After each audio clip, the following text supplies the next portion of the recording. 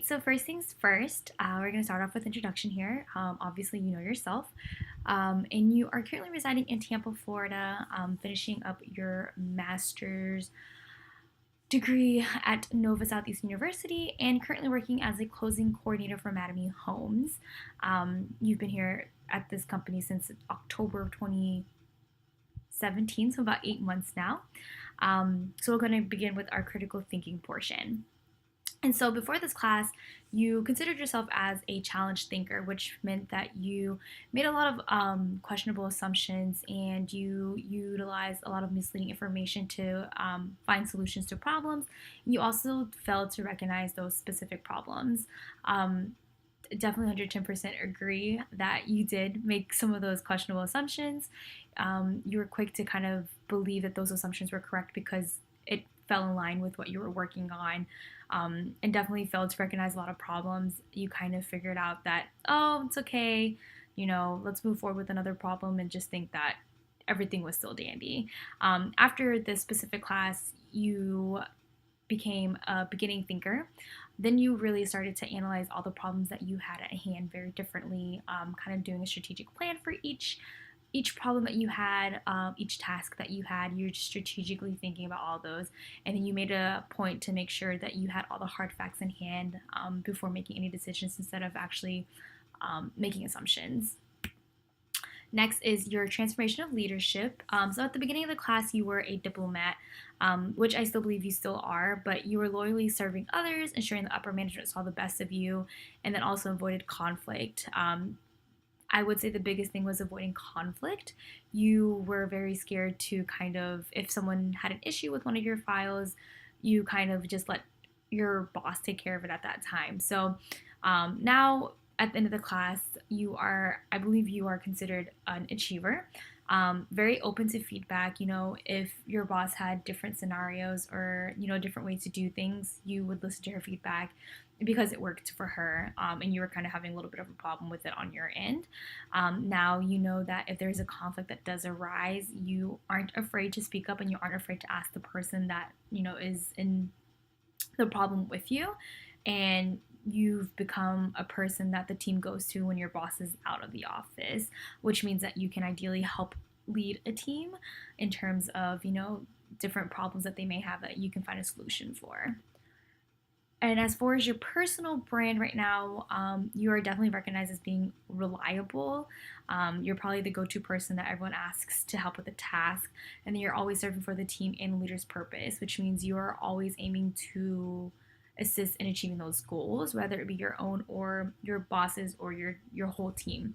In the video that we watched earlier this semester with Tyra Banks, she definitely made it a point that personal branding wasn't something that you made overnight. It was something that's always continuously growing on a day-to-day basis, and things like that. So you will continue to serve your team and your purpose, and making sure that you actually achieve those goals and being resilient in achieving those goals, keeping your eye on the prize, and hopefully in 3 to 5 years you'll be able to lead the current team that you have now, moving forward, or even in a different department, by just being yourself and being a hard worker and making sure that you're always there to help and provide support for your team.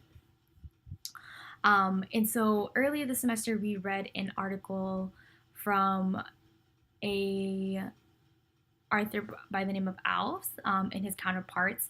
And so it was about self leadership. And there are 6 different aspects of it. So self goal is the first one, which is the decision about what goals you're wanting to pursue and how it should be pursued. Your biggest thing at the current moment is that if you set a goal, you will definitely put your eye to the prize and you will achieve it. As for self-observation, this is definitely something that you need working on, is increasing one's awareness about when and why to act. At this current role right now, you're always on the go. You're always moving. You kind of have, it's just been so busy that that's all you can do. So sometimes things come out of your mouth without you thinking, or maybe your face says a different emotion than what's actually coming out of your mouth. Next is enhancement of enjoyable tasks.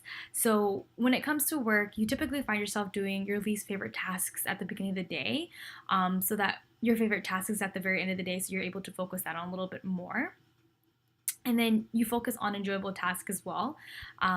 What you do is like I said, you work on that in the latter half of the day, which is, I think, your favorite part right now is making phone calls and kind of making sure that your buyers are aware of the whole process from A to Z.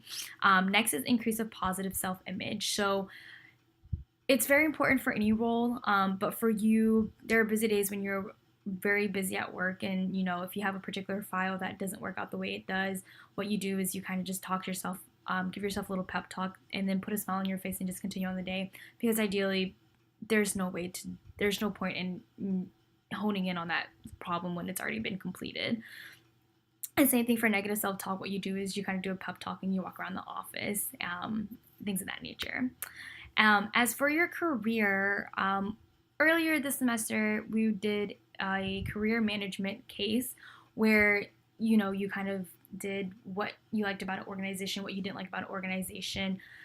You realized that you liked a family environment and an organized team. Hoping that's still the same in the future, but the biggest thing is to make sure that you have an open door policy, making sure that you're genuine with your actions at work, especially for your teammates that need that extra support, that extra little push to help them grow.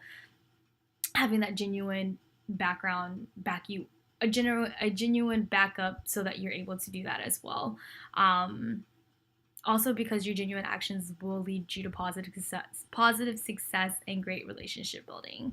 As far as your developmental network, you have your boss right now that's very interested in keeping your name out on the radar, sending you to different locations to work, just telling everyone about your hard work and things of that nature. You also have your VP of Finance, which has been doing the same as well.